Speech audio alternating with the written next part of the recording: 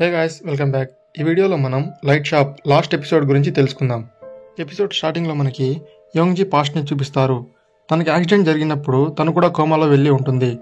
తను చూసిన after life నిజమా కాదా అని తనకే డౌట్ వేస్తూ ఉంటుంది. తనకి ఆ హెడ్ నర్స్ తీసుకున్న కేర్ వల్లే తను మళ్ళీ తిరిగి వచ్చిందని, తను కూడా నర్స్ అవ్వాలని అప్పుడే డిసైడ్ అయ్యి ఉంటుంది. తన దగ్గర ఉండే ఐపాడ్ కూడా పాఠాలు వినేకి హెడ్ నర్సే గిఫ్ట్ ఇచ్చి ఉంటుంది.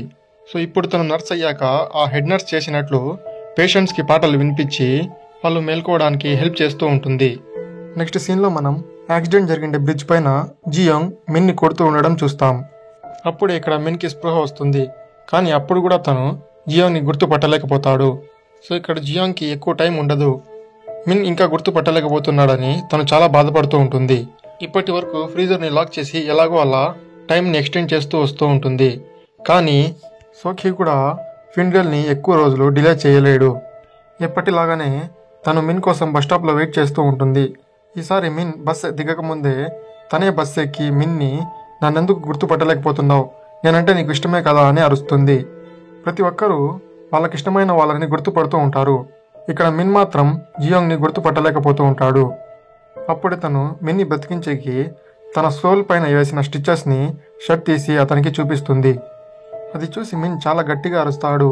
కానీ పక్కన ఎవ్వరూ వాళ్ళని పట్టించుకోరు. అప్పుడే జియాంగ్ నేను తప్ప నిన్ను ఇక్కడ ఎవ్వరూ చూడలేరు అని చెప్తుంది. అప్పుడే తను మిన్తో నువ్వు నిజమైన లోకంలో లేవని, నీకు యాక్సిడెంట్ జరిగిందని మొత్తం చెప్తుంది. ఇక్కడ మిన్ తనకు జరిగిందంతా తెలుసుకొని చాలా బాధపడతాడు. సో ఎంత ట్రై చేసినా కూడా తనకి జియాంగ్ ఎవరో గుర్తుకు రాదు. తనకు కూడా ఎక్కువ టైం లేదు కాబట్టి తను మిన్తో నువ్వు లైట్ షాప్కి వెళ్ళి నీ లైట్ తీసుకొని ఇక్కడి నుంచి బయటపడు అని చెప్తుంది.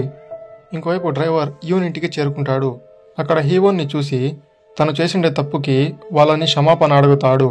హీవోన్ కూడా ఆ డ్రైవర్ చేసిన దాంట్లో తప్పు ఏం లేదని తెలిసి అతన్ని క్షమిస్తుంది. యూన్ని తను పంపిస్తానని చెప్పి డ్రైవర్ని హ్యూంజు ఉన్న బిల్డింగ్ దగ్గరికి పంపిస్తుంది. ఆ డ్రైవర్ హ్యూంజు ఉన్న బిల్డింగ్ దగ్గరికి వెళ్తూ ఉంటాడు. అప్పటికే లైట్ షాప్కి బయలుదేరిన హ్యూంజు వాళ్ళమ్మ దారిలో అతనికి కనిపిస్తుంది. తను ఆమెతో కూడా క్షమాపణ అడుగుతాడు. ఇక్కడ హ్యూంజు వాళ్ళమ్మ ఏమీ మాట్లాడలేకపోతుంది. తన కూతురుని కాపాడేకి తన కూతురు ఎక్కడుందో ఆ డ్రైవర్కి చెప్పి తను లైట్ షాప్ వైపుకి వెళ్తుంది. తను లైట్ షాప్కి వెళ్ళి హ్యూంజు బ్రేస్లెట్ తీసుకొని అది చూపించి తన కూతురు లైట్ ఇవ్వమని ఇక్కడ వాన్యాంగ్తో అడుగుతుంది. తను మాట్లాడలేదు కాబట్టి సైగ చేస్తూ ఉంటుంది. కానీ వాన్యాంగ్ మాత్రం అలా ఇవ్వడం కుదరదని చెప్తాడు. అతను ఇవ్వను అని చెప్పినందుకు తను కోప్పడి అతని కాలర్ పట్టుకుంటుంది. అప్పుడే వాన్యాంగ్ తన అద్దాలు తీసి ఆమెను కంట్రోల్ చేస్తాడు. తను ఏడుస్తూ అక్కడే కూర్చుంటుంది. అప్పుడే తనకి వాన్యాంగ్ వాళ్ళ నాన్న అని గుర్తుకు వస్తుంది. చిన్నప్పుడు తనని కాపాడడానికే వాన్యాంగ్ అక్కడ కేర్ టేకర్గా ఉండిపోయి ఉంటాడు. అంటే హ్యూంజు వాన్యాంగ్ గ్రాండ్ డాటర్. వాన్యాంగ్ తన కూతుర్ని గుర్తుపట్టలేకపోతాడు. అప్పుడే అక్కడ ఉండే టాఫీస్ తీసుకొని వాళ్ళ నాన్నకి తినిపించి అతనికి గుర్తు వచ్చేలాగా చేస్తుంది. చివరికి వాళ్ళ నాన్న ఆమెను గుర్తుపడతాడు. ఆమెను చూసి తను చాలా బాధపడతాడు. చిన్నప్పుడు తనని కాపాడడానికే ఆయన ఆ లైట్ షాప్కి గార్డియన్గా అయిపోయి ఉంటాడు. ఇంకోవైపు హ్యూంజు వాళ్ళమ్మ త్వరగా ఇంటికి రాలేదని వెతుక్కుంటూ బయటికి వస్తుంది. బయట తనకు డ్రైవర్ కనిపిస్తాడు. హ్యూంజుతో సారీ చెప్పి తనకు వెంటనే లైట్ షాప్ దగ్గరికి వెళ్ళాలి అని చెప్తాడు. ఎందుకంటే వాళ్ళమ్మ తనని కాపాడేకి లైట్ షాప్కి వెళ్ళి ఉంటుంది. అలాగే వాళ్ళమ్మ దగ్గర ఎక్కువ టైం కూడా ఉండదు. తనతో మాట్లాడుతున్నప్పుడు ఆ డ్రైవర్ కూడా నిలబడలేకపోతూ ఉంటాడు. తనకి కూడా ఫ్యూనరల్ అయిపోతూ ఉంటుంది. తన నోట్లో నుంచి నీళ్లు వస్తూ ఉంటాయి. హ్యూంజు అతన్ని కాపాడేకి చుట్టుపక్కల ఎవరన్నా ఉన్నారేమో అని హెల్ప్ కోసం పిలిచేకి వెళ్తుంది. కానీ ఎవ్వరూ తన మాటల్ని వినరు. అప్పుడే తనకు స్టార్టింగ్ నుంచి జరుగుతుందంతా రియలైజ్ అవుతుంది. తనకి ఇంకా వాళ్ళమ్మకి జరిగిందంతా ఆ డ్రైవర్ ద్వారా తను తెలుసుకుంటుంది. తను ఆఫ్టర్ లైఫ్లో ఉన్నందుకే తన మాటల్ని ఎవరు వినలేకపోతున్నారని ఆమెకు అర్థమయ్యి తను మళ్ళీ తిరిగి ఫ్లాట్లోకి వెళ్ళిపోతుంది. అంతా తెలుసుకున్న తర్వాత తన ముక్కులో నుంచి రక్తం రావడం స్టార్ట్ అవుతుంది. తన ఇంటికి వెళ్ళిపోయి వాళ్ళమ్మకి జరిగిందంతా తలుచుకొని బాధపడుతున్నప్పుడు వాళ్ళమ్మ లైట్ షాప్ నుంచి హ్యూంజు లైట్ని తీసుకుని వస్తుంది. కానీ హ్యూంజు మాత్రం నేను తిరిగి వెళ్ళనని, వాళ్ళమ్మని వదిలేసి వెళ్లాల్సి వస్తుందని తను ఏడుస్తూ ఉంటుంది. కానీ తను తిరిగి వెళ్లాల్సిందే అని, తన కోసం వాళ్ళ నాన్న వెయిట్ చేస్తూ ఉన్నాడని ఆమెకు ఎలాగో అలా చెప్పి ఇక్కడ ఆ లైట్ని తన చేతికి ఇస్తుంది. ఇంకోవైపు డ్రైవర్ అక్కడే పడిపోయి ఆఫ్టర్ లైఫ్లోనే ఉండిపోతాడు. యూన్ని ఎలాగో అలా హీవోన్ ఒప్పించి లైట్ షాప్ దగ్గరికి వెళ్ళి తన లైట్ తీసుకోమని చెప్తుంది. హీవోన్ని వదిలేసి వెళ్ళేకి తను కూడా ఏడ్చుకుంటూ లైట్ షాప్ దగ్గరికి బయలుదేరుతుంది. లైట్ షాప్ దగ్గరికి వెళ్ళి తన లైట్ చూసి ఆమె తన లైట్ని ఎత్తుకుంటుంది. కానీ హాస్పిటల్లో తనకి మెలకు వస్తానే తను చనిపోతుంది. ఎందుకంటే ఆఫ్టర్ లైఫ్లో తను తన లైట్ తీసుకొని వాన్యాంగ్ ముందరే ఆ లైట్ని పగలగొట్టేస్తుంది. హివోన్ ఇంకా యూన్ వాళ్ళిద్దరిని ఎవరు జడ్జ్ చేయని చోట కలిసి బ్రతకాలని అనుకుంటూ ఉంటారు. సో ఆఫ్టర్ లైఫ్ కంటే ఇంకో మంచి ప్లేస్ దొరకదని ఇక్కడ తనతోనే ఉండాలని యూన్ ఫిక్స్ అయ్యి అలా చేసి ఉంటుంది. సో బ్రతికి ఉన్న వాళ్ళందరూ తిరిగి వచ్చేశారు లేదా చనిపోయారు.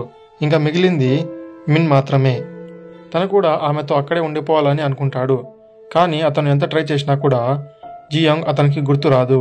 నేను ఎప్పటికీ నీతోడే ఉంటా అని చెప్పి జియాంగ్ మిన్ని లైట్ షాప్ దగ్గరికి పంపిస్తుంది. తన లోపలికి వెళ్ళి వాన్యాంగ్తో తన లైట్ గురించి అడుగుతాడు.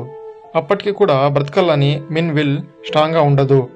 అందుకే తను అతని లైట్ని ఇవ్వడు. చివరికి ఎలాగో అలా మిన్ కూడా తన లైట్ తీసుకొని రియల్ లైఫ్కి వచ్చేస్తాడు. బయట నుంచి అతన్ని చూసి జియాంగ్ చాలా ఏడుస్తూ ఉంటుంది. అది వాన్యాంగ్ కూడా చూస్తాడు. మిన్ వెళ్ళిపోయాక జియాంగ్ లైట్ షాప్ దగ్గర నుంచి వెళ్ళిపోతుంది. చివరి వరకు కూడా మిన్ ఆమెను గుర్తుపట్టలేకపోయాడని ఆమె చాలా బాధపడుతూ ఉంటుంది. సో ఇక్కడ రియల్ లైఫ్లో స్టోరీ 3 months తర్వాత చూపిస్తారు. యుంగ్జీ జియాంగ్ని వచ్చి కలుస్తుంది. తను ఆ రోజు డిశ్చార్జ్ అవుతూ ఉంటాడు. తను కోమాలో ఉన్నప్పుడు చూసిందంతా నిజమా కాదా అని ఇంకా భ్రమలోనే ఉంటాడు. ఇక్కడ యాంగ్జీ తన కాలు డ్యామేజ్ అయ్యాయి కాబట్టి వాకింగ్ ప్రాక్టీస్ చేసేకి అతనికి స్లిప్పర్స్ గిఫ్ట్గా ఇస్తుంది. మేము మళ్ళీ కలవమని అనుకుంటున్నా అని అతనితో చెప్తుంది. ఇదే డైలాగ్ వాన్యాంగ్ కూడా అతనితో చెప్పి ఉంటాడు.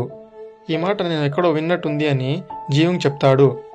ఇక్కడ యాంగ్జీ ఆయన చూడ్డానికి కొంచెం మొండోళ్ళలా కనిపించినా కూడా చాలా మంచోడని చెప్తుంది. ఇక్కడ ఆమె వాన్యాంగ్ గురించి చెప్తూ ఉంటుంది. ఎందుకంటే తను కూడా ఒకసారి ఆఫ్టర్ లైఫ్కి వెళ్ళి వచ్చింది.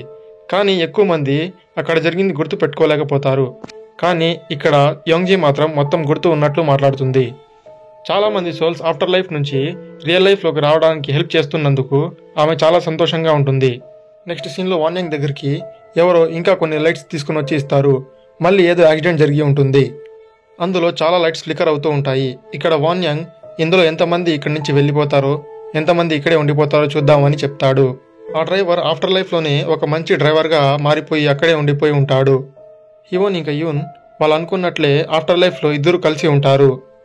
ఇక్కడ లివింగ్ వరల్డ్లో హ్యూంజు మొదటిసారిగా యాక్సిడెంట్ తర్వాత స్కూల్కి వెళ్తూ ఉంటుంది. తనకి ఇప్పటికీ కూడా తను ఉన్నది ఆఫ్టర్ లైఫ్లోనా లేకపోతే రియల్ లైఫ్లోనా అని డౌట్స్ వస్తూ ఉంటాయి.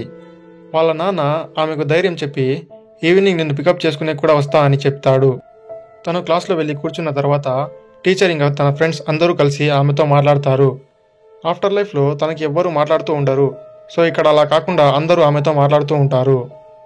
అయినా సరే హ్యూంజు నార్మల్గా బిహేవ్ చేయలేకపోతూ ఉంటుంది. అప్పుడే వాళ్ళ టీచర్తో నాకేదో కొంచెం హెల్త్ ఇష్యూ ఉందని నేను నర్సింగ్ రూమ్కి వెళ్తా అని చెప్పి అక్కడి నుంచి వెళ్తుంది. తను బయటికి వెళ్ళి అక్కడుండే వాటర్ని పట్టి చూస్తుంది. ఆ వాటర్ చాలా చల్లగా ఉంటాయి. అది తనకి తెలుస్తుంది. అప్పుడే ఇక్కడ ఒక షాకింగ్ ఇన్సిడెంట్ జరుగుతుంది. తను ఆఫ్టర్ లైఫ్లో ఉన్నప్పుడు ఒక అమ్మాయిని చూసి తను వేవ్ చేసి ఉంటుంది.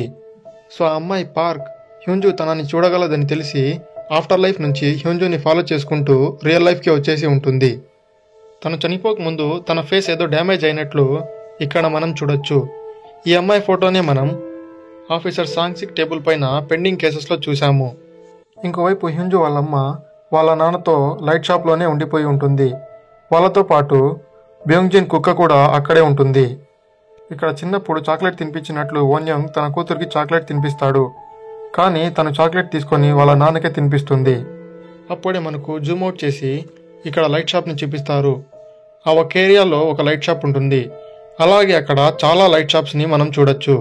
మేబీ ఒక్కో ఏరియాకి ఒక లైట్ షాప్ లేదా ఒక ఇన్సిడెంట్కి ఒక లైట్ షాప్ ఉండొచ్చు. సాంగ్సిక్ షెఫ్ దగ్గరికి వెళ్తాడు. ఆ షెఫ్ తనని కాపాడేకి ఆల్రెడీ చనిపోయి ఉంటాడు. అతని ఆత్మ ఇక్కడ సాంగ్సిక్తో మాట్లాడుతుంది. నిజానికి ఆ షెఫ్ ఆఫ్టర్ లైఫ్ నుంచి తప్పించుకున్న ఆత్మల్ని పట్టి మళ్ళీ ఆఫ్టర్ లైఫ్కే పంపేస్తూ ఉంటాడు. అందువల్లే స్టార్టింగ్లో ఫైర్ యాక్సిడెంట్ వల్ల చనిపోయిన అమ్మాయిని కూడా తను ఫాలో చేస్తూ ఉంటాడు. అంతేకాకుండా ఆ ఓల్డ్ మ్యాన్ చనిపోతాడని తెలిసి ఆ ఓల్డ్ మ్యాన్కి తను ఫుడ్ తీసుకొని వెళ్తాడు. అక్కడ అతనితో కాసేపు మాట్లాడతాడు. అందువల్లే ఆ ఓల్డ్ మ్యాన్ చనిపోకముందు తన ఫేస్లో స్మైల్ ఉంటుంది. ఇప్పుడు ఆ షెఫ్ చనిపోయాడు కాబట్టి తన పవర్స్ని ఇంకా అద్దాల్ని ఆఫీసర్ సాంగ్సిక్కి ఇస్తాడు. ఆ గ్లాసెస్ వేసుకొని ఇక్కడ సాంగ్సిక్ అక్కడి నుంచి బయటికి వస్తాడు. సో ఆఫ్టర్ లైఫ్లో ఆత్మల్ని చూసుకునేకి వాన్ యంగ్ ఉన్నట్లే ఇక్కడ ఆ షెఫ్ ఉంటాడు. ఇప్పుడు ఆ పని ఆఫీసర్ సాంగ్సిక్ చేస్తాడు. అప్పుడే హాస్పిటల్లో యోంగ్జీ తన ఇంటికి వెళ్తున్నప్పుడు ఒక ఆత్మ ఆమె పైన అటాక్ చేస్తుంది. ఆ పేషెంట్ ట్రీట్మెంట్కి వచ్చినప్పుడు యోంగ్జీ కాసేపు వెయిట్ చేయమని చెప్పి ఉంటుంది. ఎందుకంటే అక్కడ ఆల్రెడీ ఒక ఎమర్జెన్సీ పేషెంట్ ఉంటాడు. దానివల్ల అతను చనిపోయి ఉంటాడు. అతను చనిపోయాడని కూడా ఇంకా రియలైజ్ అయ్యి ఉంటాడు. అప్పుడే అక్కడికి ఆ గ్లాసెస్ వేసుకొని వచ్చిన ఆఫీసర్ సాంగ్సిక్ అతన్ని కొట్టి ఆమెను కాపాడతాడు. సో ఇప్పటి నుంచి ఏ స్పిరిట్ రిలేటెడ్ కేసు అయినా కూడా సాంగ్సికే చూసుకుంటాడు. ఇంకోవైపు మిన్ స్పృహలోకి వస్తాడు, కానీ తన కాళ్ళు పని చేయవు. అంతేకాకుండా తనకి జియాంగ్ ఎవరో కూడా గుర్తుకు రాదు. తను ఎంతో ట్రై చేస్తాడు. అంతేకాకుండా తను ఎన్నో హాస్పిటల్స్ కూడా తిరుగుతాడు. తనకు యాక్సిడెంట్ జరిగిండే చోటికి కూడా వెళ్ళి ట్రై చేస్తాడు. కానీ ఏం చేసినా కూడా తనకి జియాంగ్ గుర్తుకు రాదు. హాస్పిటల్లో డాక్టర్ తనకి మెమరీ లాస్ ప్రాబ్లం వచ్చిందని చెప్తారు. తను ఇంటికి వెళ్ళి డోర్ ఓపెన్ చేసేకి పాస్వర్డ్ కొడతాడు, కానీ ఆ పాస్వర్డ్ కూడా అతనికి గుర్తు ఉండదు. అప్పుడే మనకు 3 months బ్యాక్ జియాంగ్ ఫ్యూనరల్ని చూపిస్తారు. మిన్ తనని గుర్తుపట్టలేకపోయాడని జియాంగ్ బాధపడుతూ ఉంటుంది. అప్పుడు సోఖీ కాసేపట్లో నువ్వు ఇదంతా మర్చిపోయి వేరే లోకానికి వెళ్ళిపోతావని ఆమెతో చెప్తాడు. కానీ నిజానికి ఆమె ఆఫ్టర్ లైఫ్కి వెళ్ళి ఉండదు. మిన్ తన ఫ్లాట్ దగ్గరికి వచ్చి పాస్వర్డ్ని టైప్ చేస్తాడు, కానీ ఆ పాస్వర్డ్ కూడా తను మర్చిపోయి ఉంటాడు. అప్పుడే పైన ఉండే సెన్సార్ లైట్ ఆన్ ఆఫ్ అవుతూ ఉంటుంది. సో అది ఆన్ చేసేకి తన చెయ్యి ఎత్తి వేవ్ చేస్తాడు. అప్పుడే ఇక్కడ మనకు జియాంగ్ మిన్ గుర్తుపట్టలేకపోయాడనే బాధతో ఆఫ్టర్ లైఫ్లోకి పోకుండా ఈవిల్గా మారిపోయి రియల్ వరల్డ్కి వచ్చేసిందని తెలుస్తుంది. సో వీళ్ళ స్టోరీని మనకు సీజన్ 2లో చూపిస్తారేమో చూద్దాం. అంతేకాకుండా ఆఫీసర్ సాంగ్సిక్ హ్యుంజు వెనకాల వచ్చిన అమ్మాయి కేసు కూడా సాల్వ్ చేసి తనని కూడా ఆఫ్టర్ లైఫ్కి పంపేస్తాడు. తన పూర్తి పవర్స్ని మనకు సెకండ్ సీజన్లో చూపిస్తారేమో చూద్దాం. ఇందులో ఒక పోస్ట్ క్రెడిట్ సీన్ కూడా ఉంది. అది మీరు మూవింగ్ అనే కొరియన్ సిరీస్ చూసి ఉంటే అర్థం అవుతుంది. సో మూవింగ్ని లైట్ షాప్ని కలిపేకి ఆ పోస్ట్ క్రెడిట్ సీన్ చేశారు. ఆఫీసర్ గియోల్ సాంగ్సిక్తో ఒక స్కూల్ కొలాప్స్ అయిందని, కానీ ఈ కేసుని హైయర్ అథారిటీస్ బయటికి రాకుండా చేస్తున్నారని సాంగ్సిక్తో చెప్తాడు. ఆ కేసు పైనే మాట్లాడేకి ఒక అమ్మాయి వచ్చిందని చెప్తాడు. హైయర్ అథారిటీస్లో చాలామంది సూపర్ పవర్స్ ఉన్న హ్యూమన్స్ ఉన్నారని బయటికి తెలియకూడదని ఈ కేసుని కప్పేస్తూ ఉంటారు. ఆ కేసు గురించి మాట్లాడేకి వచ్చేది ఆల్రెడీ మనం మూవింగ్ సిరీస్లో చూసిన అమ్మాయే. తన పేరు జాంగ్ హీసు. ఇక్కడ ఆఫీసర్ సాంగ్సిక్ నీకు దెబ్బలేం తగలలేదు కదా అని అడిగితే నాకు తగలవు అని ఆమె చెప్తుంది. ఆమెకు ఆ సిరీస్లో సూపర్ హీలింగ్ పవర్స్ ఉంటాయి. నెక్స్ట్ సీన్లో మనం సాంగ్సిక్ని ఒక బిల్డింగ్ దగ్గర నిలబడి ఉండడం చూస్తాము. ఆ బిల్డింగ్లో ఏదో ఆత్మ ఉందని చెప్పి తన లోపలికి వెళ్తూ ఉంటాడు. అప్పుడే అక్కడికి ఒక కుర్రాడు వస్తాడు. తను ఆ బిల్డింగ్లోకి వెళ్తూ ఉంటాడు. ఆ కుర్రాడితో సాంగ్సిక్ లోపలికి వెళ్ళొద్దని, వెళ్తే డేంజర్ అని చెప్తాడు. అతని పేరు కిమ్ యాంగ్ టాక్. తను కూడా మూవింగ్ సిరీస్లో ఒక క్యారెక్టర్. ఇక్కడ తను సాంగ్సిక్తో ఆర్గ్యూ చేస్తాడు. నన్ను అవేం చేయలేవని తన పవర్ చూపించేకి ఇక్కడ సాంగ్సిక్ ముందర అతను తన వేలు తీసి ఒక చిటిక వేస్తాడు. తను ఒక చిటికతో టైంని ఆపగలడు. సో ఇక్కడ చిటిక వేస్తూనే బూమ్, ఈ సీజన్ ఇక్కడే ఎండ్ అవుతుంది. నెక్స్ట్ సీజన్లో మూవింగ్ని ఇంకా లైట్ షాప్ని ఎలా కలిపి తీస్తారో చూద్దాం. దీంతో సీజన్ 1 స్టోరీ ఇక్కడే ఎండ్ అవుతుంది.